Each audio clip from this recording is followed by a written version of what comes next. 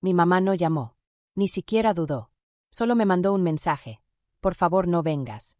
La familia quiere una boda sin dramas. Un segundo después, mi hermana Serena le dio me gusta. Como si mi ausencia fuera un regalo para todos. Me quedé viendo la pantalla, sintiendo ese quiebre silencioso por dentro. Ese que no se escucha, pero nunca se olvida. Así que escribí, buena elección. Y con eso, dejé de ser su red de seguridad. Ellos no tenían idea de lo que venía después. Antes de contarte todo, dime desde dónde me escuchas, para saber que no estoy sola.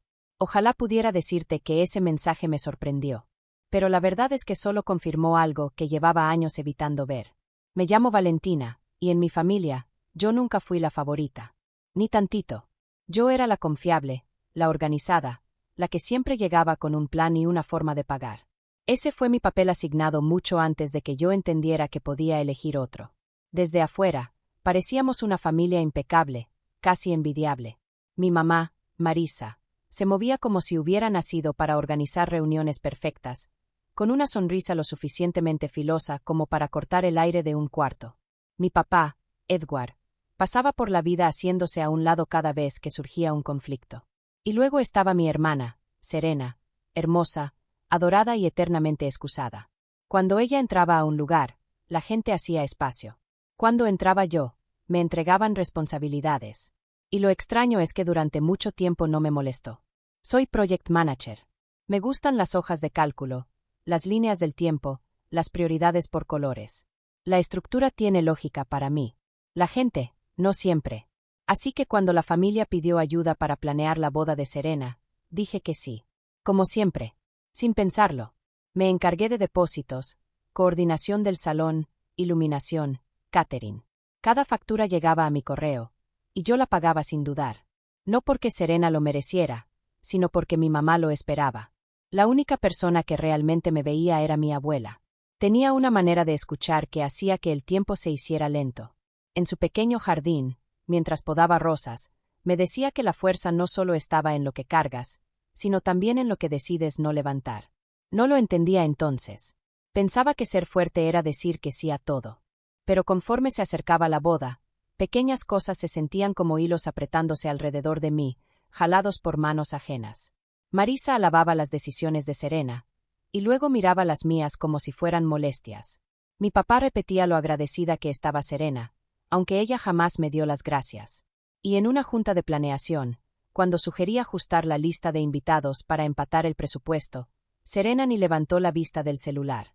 Solo suspiró y dijo, Val, ¿no puedes simplemente hacerlo funcionar? Siempre lo haces. Esa frase se quedó días atorada en mi pecho. Aún así, seguí adelante. Visitaba a mi abuela antes de cada decisión importante. Su casa silenciosa era mi punto de reinicio. Ella sentía que algo andaba mal, pero no quería preocuparla. Ya había visto demasiadas decepciones en esta familia. La mañana en que llegó el mensaje, ese donde me desinvitaban, yo estaba revisando el calendario final de pagos en mi departamento. La luz de la ventana cayó sobre el colgante que mi abuela me dio, un pequeño dije de plata que, según ella, representaba claridad. Qué curioso que la claridad llegue justo antes de que algo se rompa. Ese día entendí que no formaba parte de su celebración. Solo la estaba financiando. Y por primera vez, esa verdad no dolió. Me dio firmeza. En los días después del mensaje, todo en el chat familiar tenía un brillo extraño. Demasiado alegre, demasiado cuidado, como si estuvieran actuando una unidad que no me incluía. Esa fue la primera señal. La segunda llegó disfrazada de entusiasmo.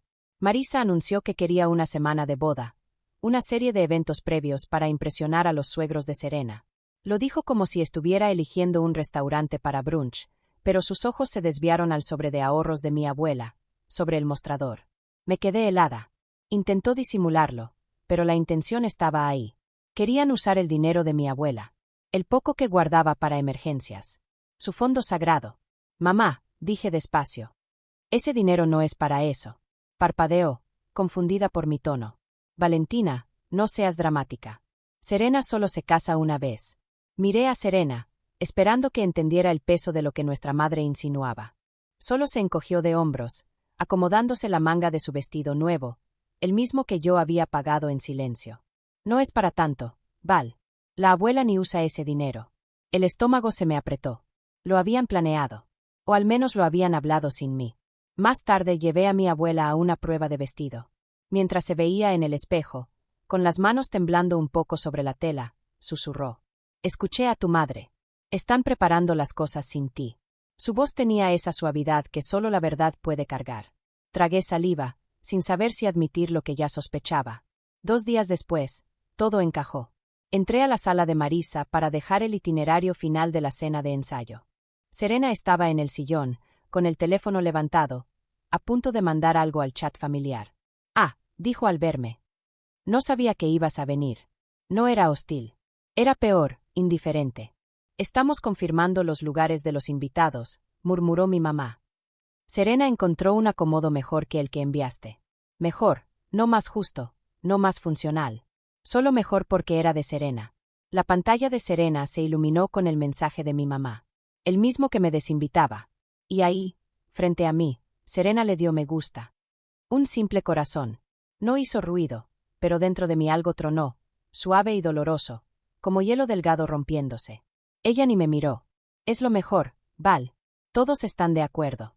Todos. Me quedé viendo a las dos, el aire espeso, difícil de respirar. Las palabras de mi abuela me retumbaron. Están preparando las cosas sin ti. No era un malentendido. No era un error temporal. Era intencional, coordinado y ejecutado con esa crueldad ligera que alguien usa para apartar una molestia.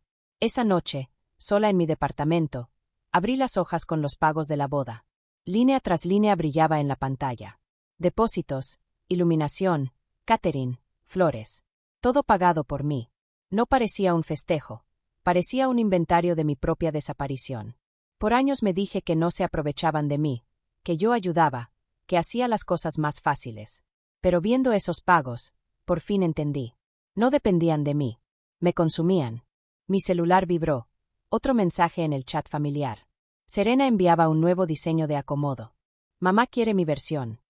Sin gracias. Sin por favor. Sin reconocimiento.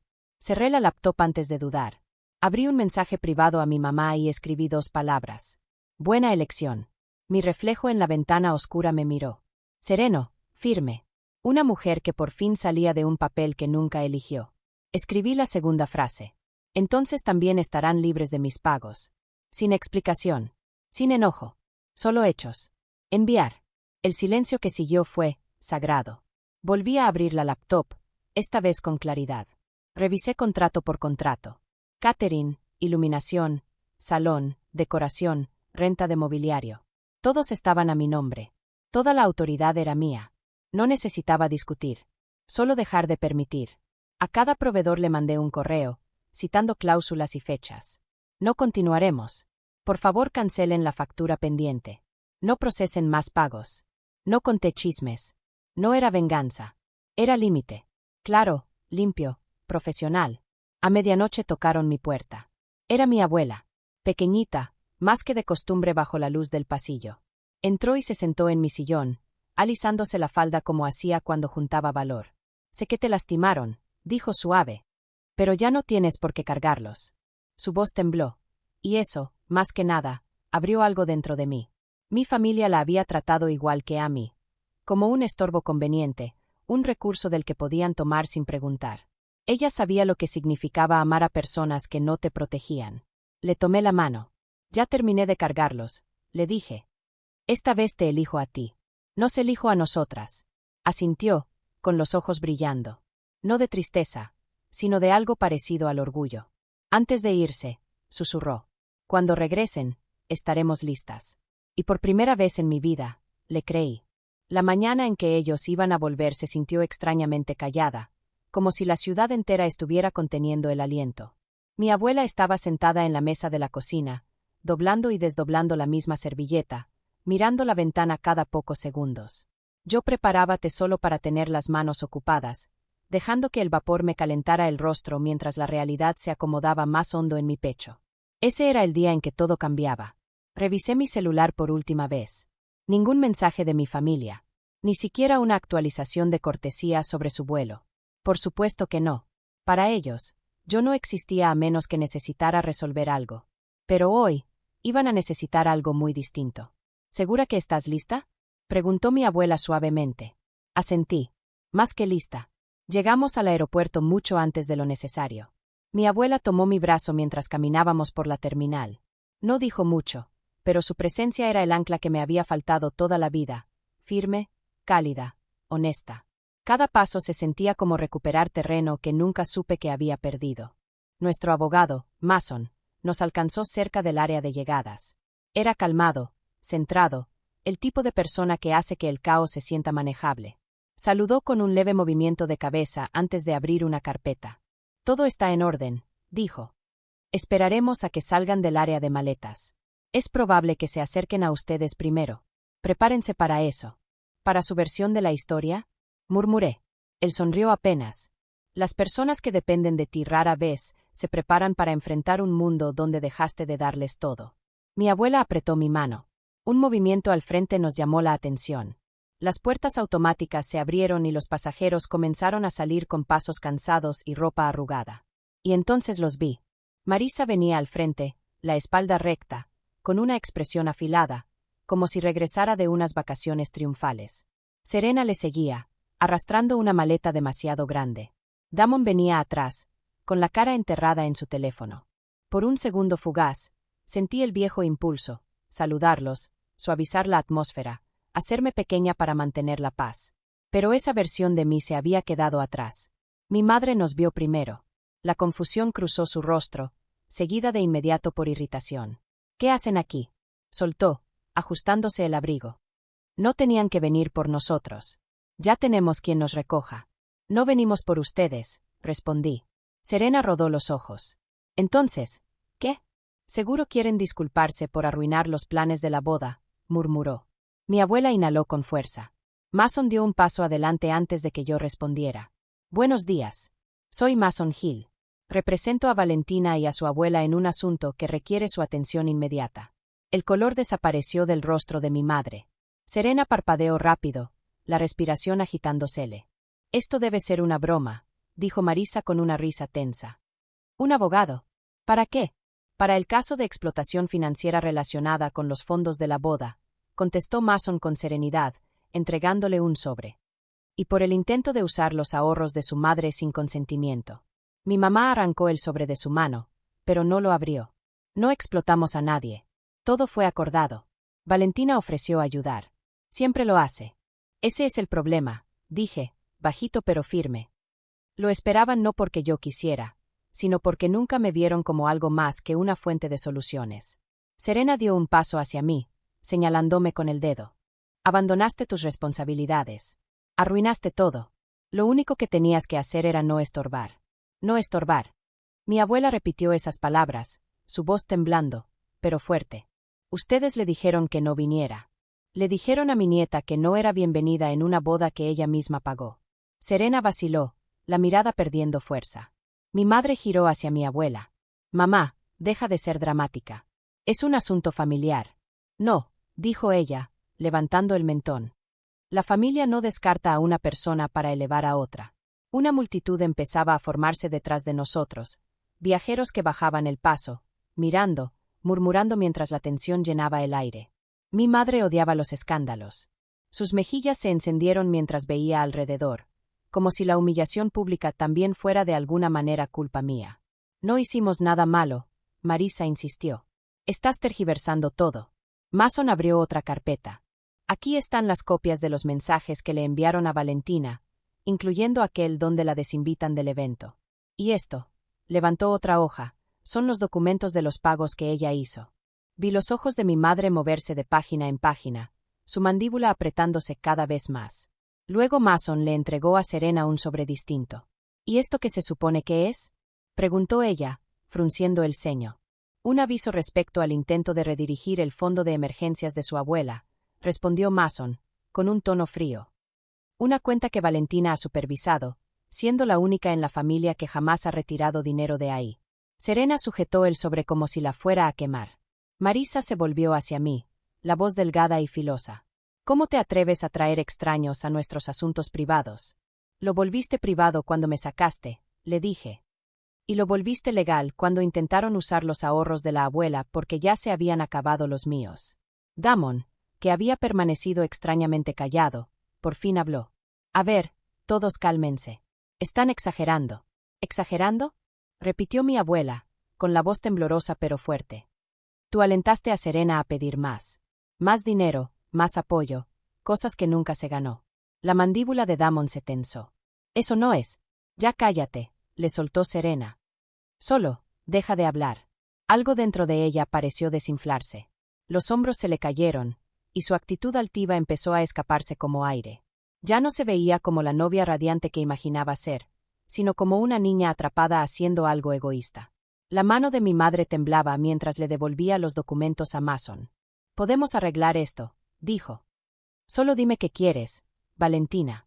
Respiré hondo, firme. Quiero que entiendas que terminé, respondí. Terminé de ser su red de seguridad.